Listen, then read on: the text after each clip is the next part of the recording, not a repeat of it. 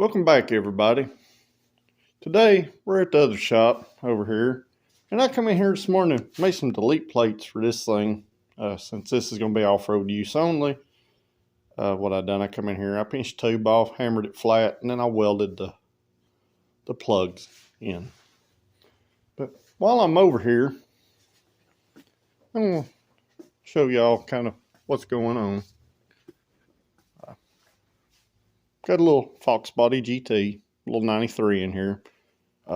Fixed some intake leaks. We're going to do a Cobra intake swap on it. Subframe connectors, control arms. I'm going to build the rear end, put a gear in it. Other than that, it's just some little tweaky things. Then we get my buddy's mom's 65 Mustang. Lots of shorts on this car. I absolutely love this thing. It's like frozen in 1985. Got an old set of Western 5 spokes on it, big and littles. Little 289. This was a C-code 4-speed car. We converted it to an automatic 4, and it does have a Phytech EFI system. Doing pretty good. Just needs a few little tweakies here, and then it's going to go off to the paint shop for a color change. But I absolutely love the car like it is. So, which, if you grew up in the 80s, you remember stuff like this. Chrome headlight bezels, everything chrome. Wheels like this. And if you grew up in the 90s, this is your thing. So, I'm going to finish up here today.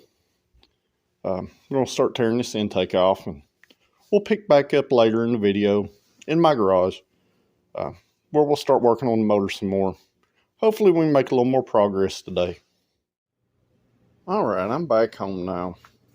I come in here and I just kind of dust this intake with a little high heat silver Rust-Oleum. Just some grill paint.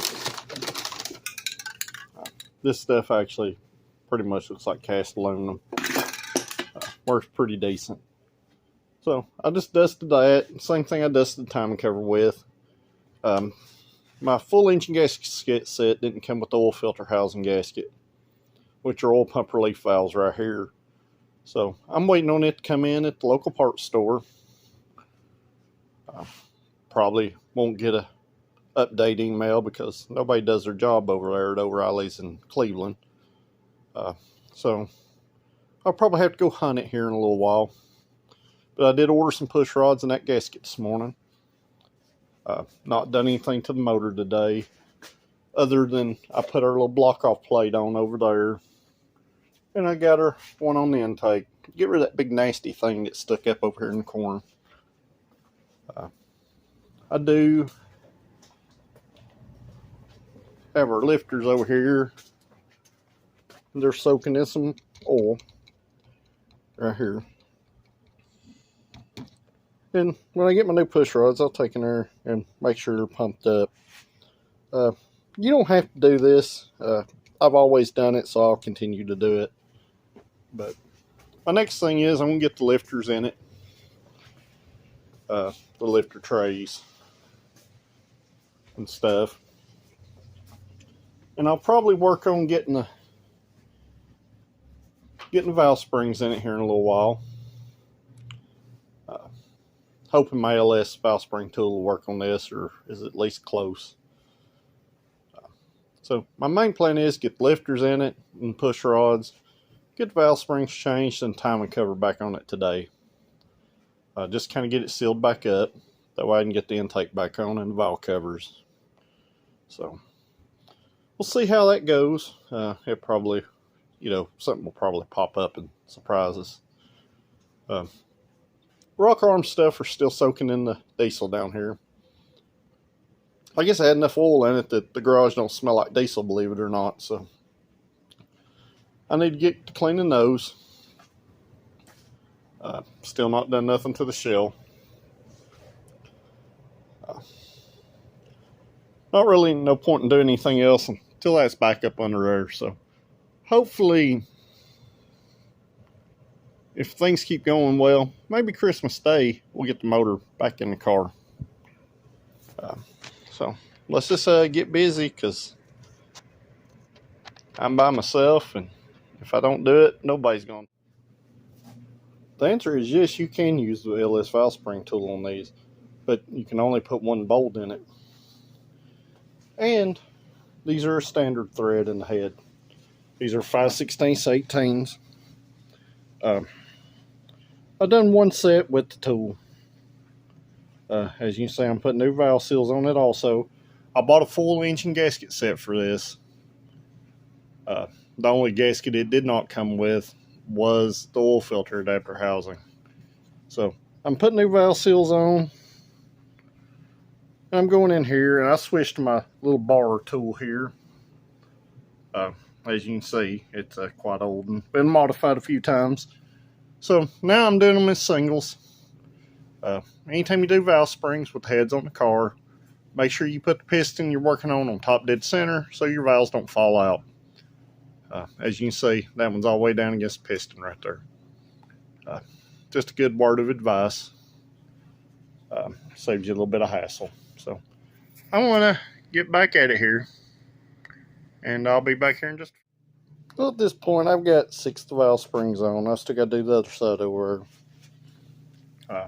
I gave the heads a brake clean bath in here. Also washed it down through the lifter valley. And I'll do the same on the other side when I do them. But 6 down, 6 to go. Let's get busy. Well, I got my parts a couple hours later. Like I said, this stuff was supposed to be in here about 2:30.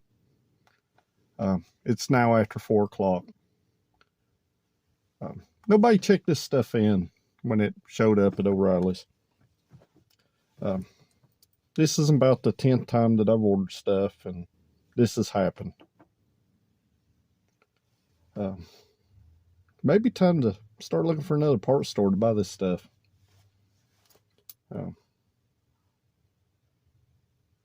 Hopefully something will change soon. I won't have to do that, because I really like buying stuff. I spend a lot of money with them. So come on, guys. And another cool thing is, when this sticker came in, you got my little hamster over there and my tag frame down there. So thanks to that eBay seller, stuff got here fast. Didn't have to wait or hunt it down. Well, I've been working along. Had to run over to the other shop and grab some LS valve keepers. Grabbed a few extra. We'll go in this store here in just a second. I'm down to 1 valve spring left. But I wanted to show y'all just the difference here between a stock valve spring and like an LS6 valve spring. Which is what these are supposed to be. Every one of these I bought over years that come from GM were yellow or blue. These come from ZZP. These are supposed to be genuine GM. Don't know if GM changed and quit putting on paint on them. If you know, let me know below. But you can see right here, there's a height difference. That's where you get your pressure difference. Also from how the wires are wound and the difference in the material the wire's made out of. But this right here is one of those valve seals. You can always see why it's a good idea, especially on something older that's got some miles on it. Just go ahead and get you some new ones and put on there. As you can see, I've been kind of cleaning out around the head as I've been going. I'm down to my last one. That side's already done. Our lifters are over soaking. Once I get this other valve spring on there, they'll go in along with the retainers. I also got my push rods. I got some new ones, and they're right there. I got a cheap oil filter to stick on it for now. While I was at the O'Reilly's, that doesn't check in parts when they come in. Super not happy about that. If you can't tell, I'll let something go once or twice or maybe a half a dozen times. But it's getting where it's commonplace. Not only in parts stores, the quality of parts have went down. You go to a fast food restaurant, good luck. You're going to get whatever they give you. People need to care a little bit more what they do. You have to have pride in your work. So, that said, I'm going to go ahead and get this other valve spring on there and hope we don't shoot some retainers across the garage to, go into the abyss where you can never find them and you have to run halfway across town to get another set. So, I'll be back here in just a few. Alright, I checked all our push rod, the preload on the lifters. I come in here, I took a few of these rockers that looked the worst, and I lapped a push rod in the end of it, just to see where the wear pattern was. With the new push rods, the wear pattern is on the outside of where the football shape is. So I'm going to run with it. Hope for the best. I don't anticipate any issues. Pre-lubed everything before I put it on. And the rockers did clean up fairly decent after soaking in the diesel for 24 hours. I pre-lubed the lifters. Like I said, I soaked them in oil. I lubed the lifter bores. I even poured a little extra oil over the tops of all this stuff. Just to make sure everything was kosher and happy.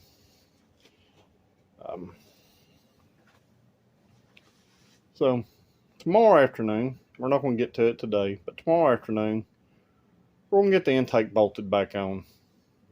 We're going to get our timing cover put back on, our oil pump built. Going to do a few little mods to the oil pump while I'm in there. But you like this kind of stuff, just using what you have. And I need to do a budget update on this. It has went up quite a significant amount. Push rods were not cheap. They're the parts store.